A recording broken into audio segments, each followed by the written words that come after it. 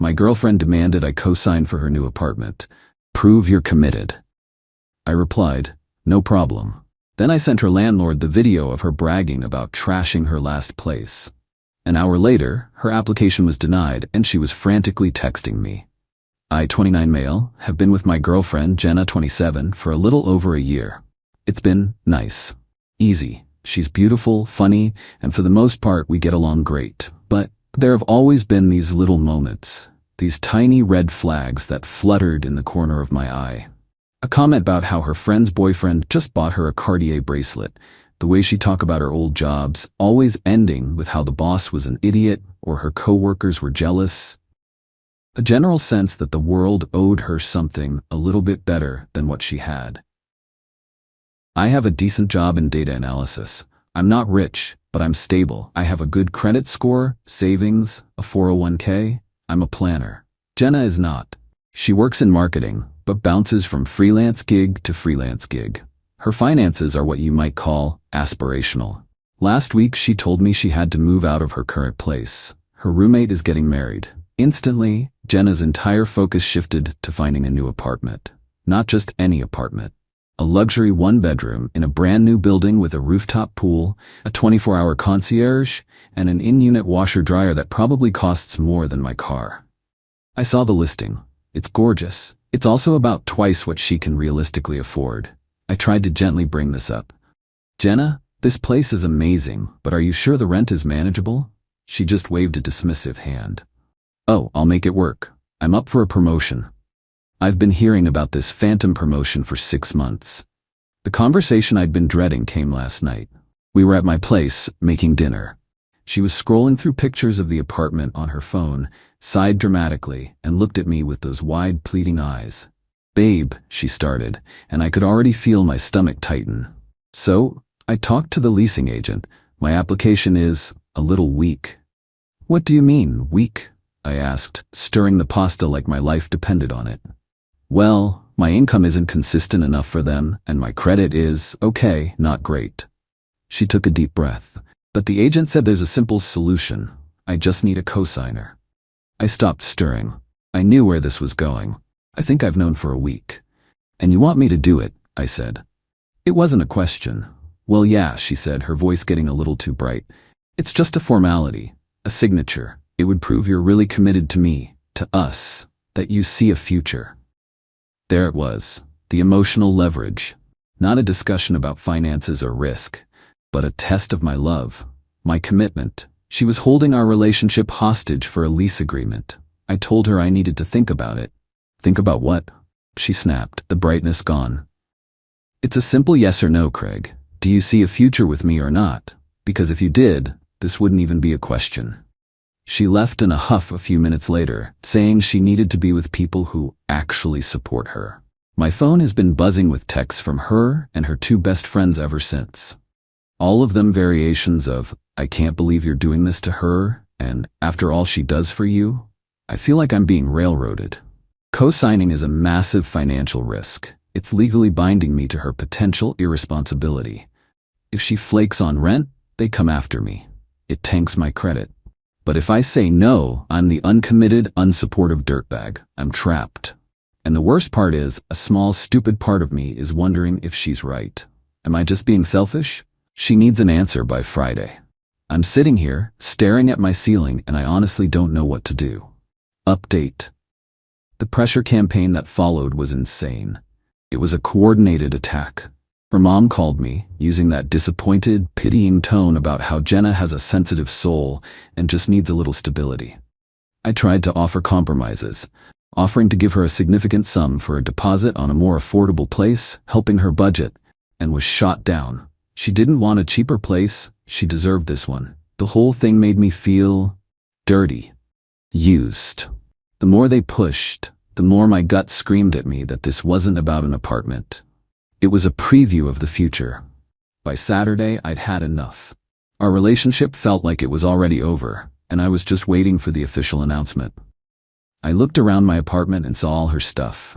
The extra hair products in my shower, the stack of magazines on my coffee table, the little box of random tech junk she'd left here months ago because her own place was too cluttered. I felt a sudden, urgent need to reclaim my space. I started packing it all up. I was angry, I admit it. Every item I put in the box felt like a small act of taking my own life back. That's when I got to the tech box. Old chargers, a cracked tablet, and a small, portable hard drive. I remembered her complaining that she couldn't find it and that it had her old college stuff on it. Ordinarily, I would have just dumped it in the bigger box. But the pressure, the manipulation, the sheer unfairness of the situation, it created this ugly curiosity in me. My gut had been telling me for a week that something was off about her, about this whole desperate push. I felt a pang of guilt, but it was drowned out by a stronger feeling, self-preservation. I plugged the drive into my laptop. It was a mess of poorly organized folders. Uni-finals, pics 2021, random crap. I clicked on a folder named April-May 22. It was mostly photos, brunches, parties, the usual. But there were about a dozen video files with generic phone-generated names like img4130.mov. I clicked on the first one. It was just a blurry video of a cat. The next was her and her friends at a bar. I almost gave up. Then I saw a thumbnail for img4135.mov. It was a shot of a messy, empty room with cardboard boxes. It looked like a move-out. I clicked it. The video opened on Jenna's face, flushed from wine, a wicked grin plastered across it. And for the next 10 minutes, I watched in stunned silence as she and her friends documented, with gleeful pride, the systematic destruction of her last apartment. "Okay, so," she slurred, "that piece of trash landlord thinks he can keep my security deposit? Game on." I watched them pour a huge container of craft glitter into an air vent. I watched her friend pour bacon grease down the kitchen sink. I watched Jenna herself drag a heavy chair across the hardwood floors, leaving a deep, ugly scratch, winking as she said, "Good thing the rug covers that." They even left raw shrimp inside the curtain rods. It wasn't just the acts themselves, it was the joy they took in it. The laughter, the pride. The video ended with her raising a bottle of rosé. "Cheers to never paying for your own mistakes," she said. My blood ran cold. This was the sensitive soul her mother was talking about. This was the woman who wanted my name, my credit, my entire financial stability tied to hers. The last piece of the puzzle clicked into place. The entitlement, the casual attitude toward money, the belief that she deserved the best. It all stemmed from this core belief that rules and consequences were for other people. I downloaded the video. I sat there for a long time, the glow of the laptop on my face. The anxiety was gone. The confusion was gone. All that was left was a cold, hard clarity. I knew what I had to do. Update 2. Sunday morning, I woke up with a plan. It wasn't a fiery revenge plot. It felt more like a necessary, if unpleasant, business transaction.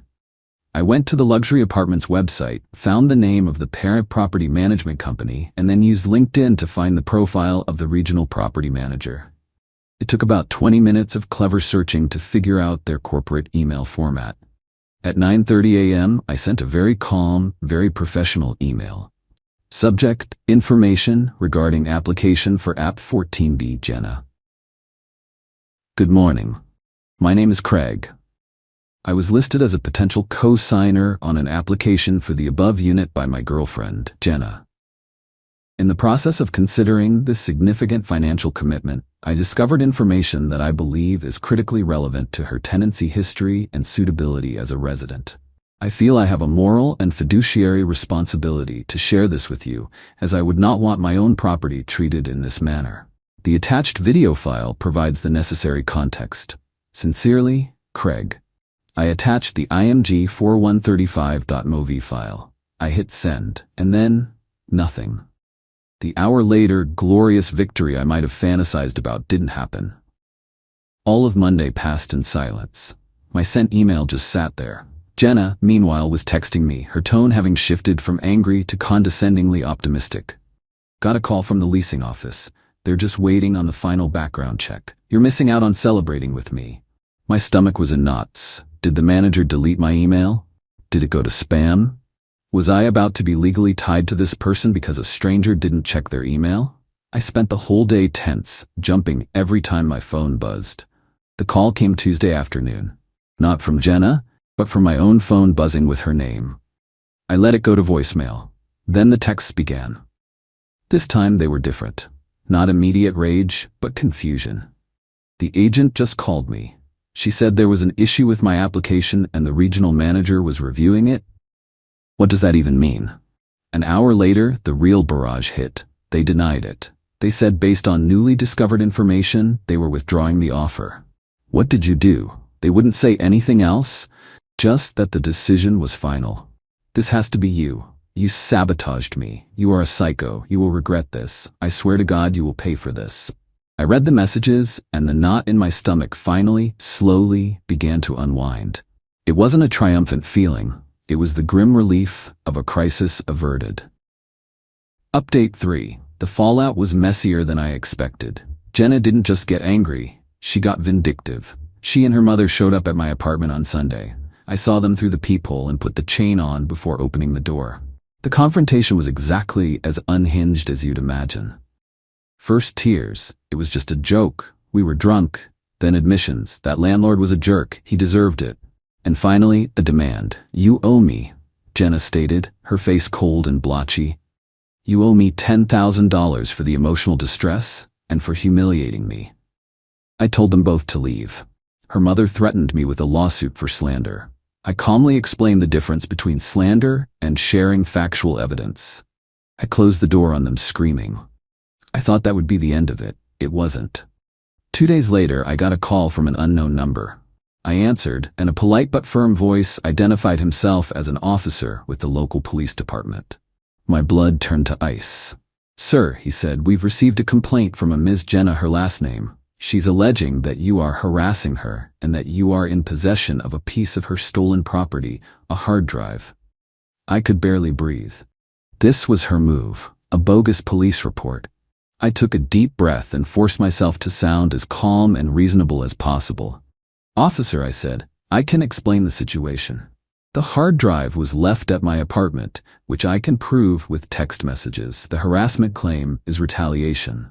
She's upset because I refused to co-sign an apartment lease for her, and I can explain why I refused. Okay, the officer said, sounding weary, like this was already the 10th ridiculous domestic dispute he'd handled that day. The reason I refused, I continued, is that I discovered evidence that she intentionally and maliciously caused thousands of dollars in damages to a previous rental property. I have a video of her bragging about it.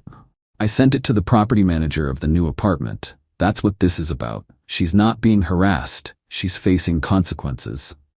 There was a long pause on the other end of the line. A video? He finally asked. Yes, sir. I'd be happy to come down to the station and show it to you. Another pause, then a heavy sigh. Sir, listen. We're not getting involved in your breakup. Tell her to stop contacting you. You stop contacting her. If she shows up at your door again, call us. But this stolen property claim over a hard drive left at your place isn't going anywhere. Have a good day. He hung up. I stood there, phone in my hand, shaking. She had actually tried to get me arrested. The sheer malice of it solidified everything. This wasn't a bad girlfriend. This was a bad person. The last shred of sympathy I had for her evaporated. Final update. After the police call, I knew I had to do something to protect myself. Her attempt at extortion and filing a false police report crossed a line. This wasn't about revenge anymore. It was about ending this.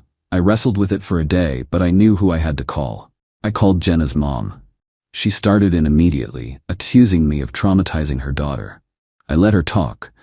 When she finally ran out of steam, I spoke. Mrs. her last name, I said, my voice quiet. I am not calling to argue. I'm calling because Jenna came to my home and tried to extort me for $10,000. And when that didn't work, she filed a false police report against me for theft. I spoke with an officer yesterday. This has gone too far. She's just upset, she insisted, though with less conviction this time. She's committing crimes, I countered. And I think you need to understand the full context of why she's so upset. You need to understand why I refused to tie my name to her. I am going to send you an email. The file attached is the video from the hard drive she left at my apartment. Watch it. Then you can decide if I'm the monster here. I hung up and sent the email. The effect wasn't immediate. There was no tearful, apologetic phone call. There was just silence. But through a mutual acquaintance, I started to hear things. Whispers of a massive blowout fight at their house. Jenna's mom wasn't just mad. She was deeply, profoundly humiliated. She had defended her daughter, called me, and put her own reputation on the line, all based on a lie. Seeing the gleeful, destructive pride in her daughter's face on that video, and knowing it was real, broke something in her. There was no clean break. It was a slow, agonizing crumble. Her parents didn't kick her out right away, but the support system vanished. No more handouts, no more covering her car insurance. They told her she had to get a real full-time job and start paying them rent to stay in her childhood bedroom. The dream of the luxury apartment was replaced by the harsh reality of her own choices. Jenna is still around. I see her posts sometimes on social media. The curated brunch photos are gone, replaced by angry, vague rants about fake people and life being unfair. She got a job working at a cell phone kiosk in a mall. She had to sell her car. She moved out of her parents' house last week into a dingy room-for-rent situation she shares with 2 other people. Seeing her downfall doesn't bring me joy. It's actually kind of pathetic. It's the sad, inevitable trajectory of a life built on deceit when the lies finally stop working. There's no glamour in it. I'm left with a profound sense of relief, but it's tinged with sadness for the person I thought I knew. The experience forced me to grow a spine I didn't know I had. I learned that no is a complete sentence and that protecting your own future isn't selfish. The justice wasn't a cinematic explosion. It was the slow, quiet, and unavoidable process of gravity taking over. And I am finally, truly at peace.